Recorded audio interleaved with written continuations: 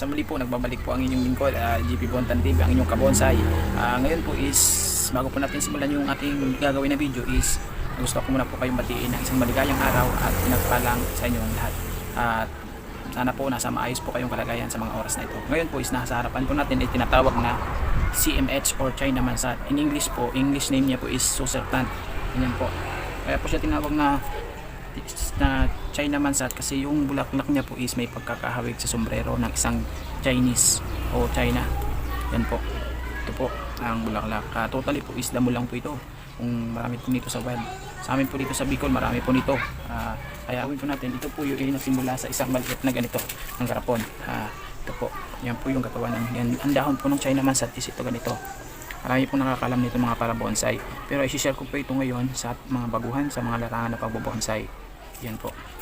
Nagsimula po yan maliit ganito lang po ng ganito. Pero rooted po siya. Rooted po yung ating material na China Mansat. Ito po. Yan po. Meron ginamitan po natin siya ng extension pot para lalo siyang lumaki at pinatong po natin sa salpa. Yan po. Pinatong natin, binunot natin siya ngayon. At ngayon po is magre-repat po tayo. I-share ko sa inyo kung paano tayo magre-repat at mag-style tayo ng ganitong isang bonsai material. Yan po, yung China Mansat natin. Kaya wag na po natin palagalin at kung hindi pa po pala kayo nakasubscribe sa channel ko, please subscribe, hit yung notification bell po para dito po kayo palagi sa mga bonsai tutorial o lesson natin. Kaya simulan natin mga kabonsai.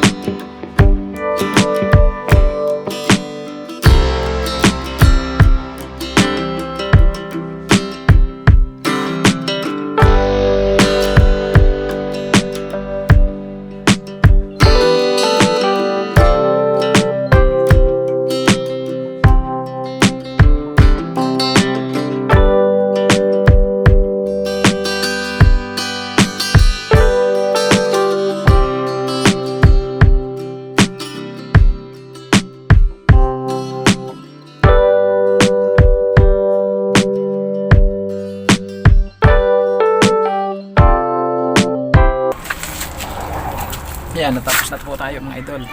Yan na po yung ating China Mansat. Kung gusto niyo po is wag niyo muna po natin itong ibibilad. Lagay muna natin sa malilim na lugar. Yung hindi muna siya na direct sa sunlight. Ayun po, yun po. Para mas lalo pa po siyang lumaki, nakarepat na po natin siya sa stable na bonsai pot.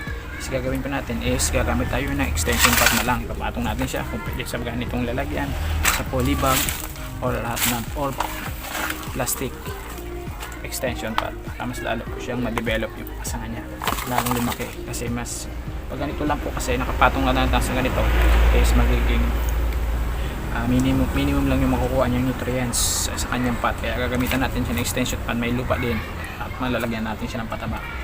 Yan po.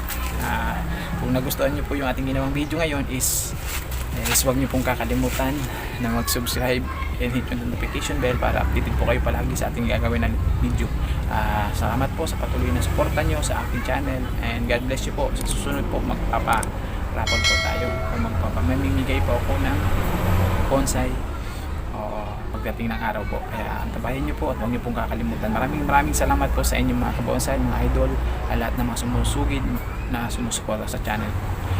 Diyos mabalos po sa inyo, boss, and happy bonsai po. Salamat.